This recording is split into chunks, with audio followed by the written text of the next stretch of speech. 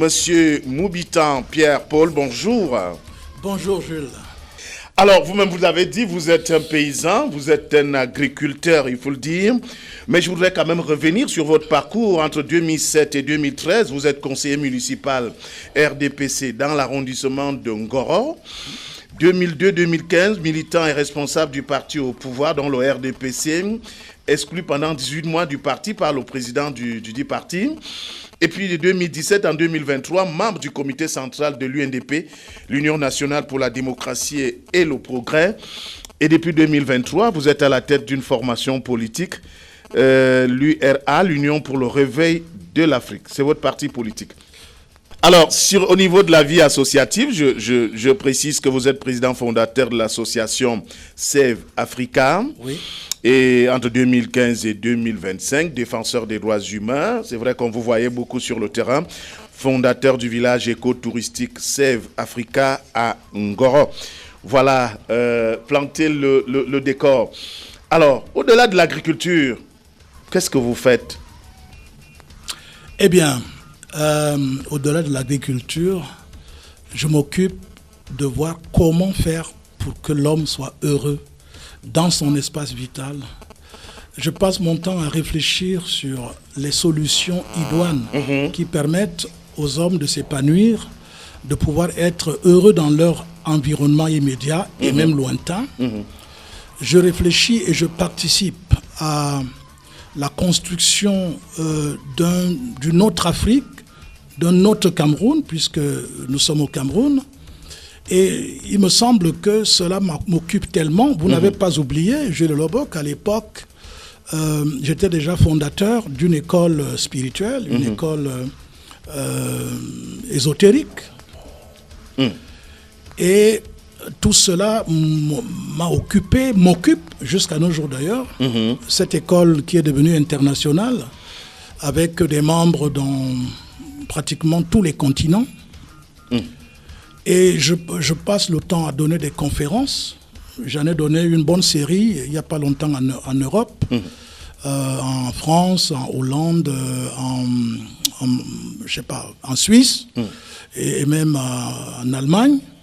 Donc, je me suis occupé de cette manière-là pour déjà, surtout, encourager les Africains à ne plus se laisser avaler par des requins dans les mers pour traverser, en leur disant, nous avons une richesse incommensurable en Afrique, en particulier au Cameroun.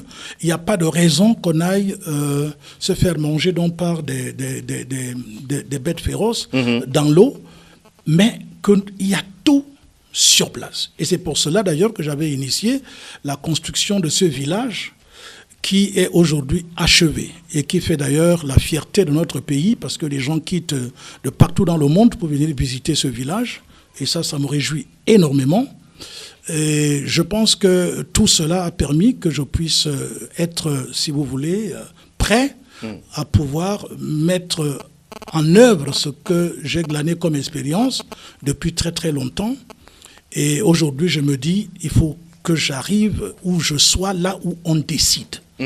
Parce que, étant membre de la société civile pendant des années, défenseur des droits humains et tout, j'ai observé que vous pouvez avoir des bonnes idées, vous pouvez avoir des choses à proposer, vous pouvez avoir des solutions idoines, mais si vous n'êtes pas là où on décide, cela, c'est une perte de temps, parce que ce n'est que lorsqu'on peut décider et qu'on a des bonnes idées qu'on peut faire changer les choses dans son environnement, dans la société. Et donc, je m'attelle aujourd'hui donc à faire en sorte que je puisse être désormais entièrement disponible pour non seulement partager l'expérience de ce que j'ai fait.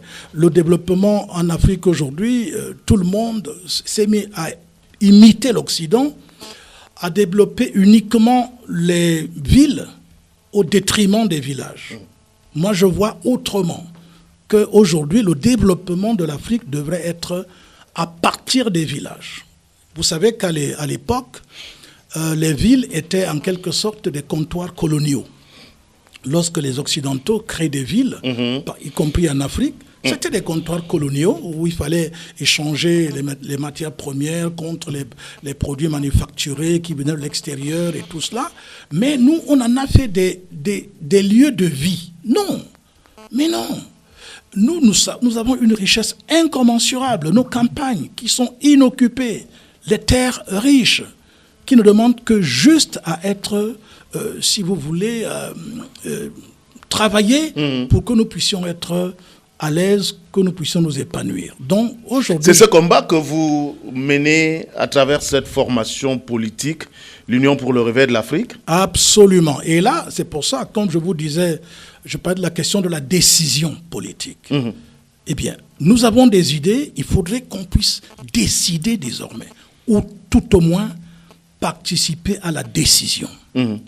Alors, OURA, qui est l'Union pour le réveil de l'Afrique, va donc être ce socle, ce cadre où l'enrichissement de tous ceux qui ont glané des expériences, l'enrichissement de tous les paysans, de tous les agriculteurs, les éleveurs, les artistes, les artisans, tous ceux qui ont glané des expériences et qui ont du génie, de la matière, qu'on puisse mettre cela ensemble pour rendre notre espace collectif viable. Nous n'avons pas besoin d'attendre que ça vienne d'ailleurs. Nous n'avons pas besoin de nous endetter pour être à l'aise, pour être riche, pour nous développer. On n'en a pas besoin. Il y a tout sur place et je suis prêt à le démontrer, même si vous me réveillez à 2 heures du matin.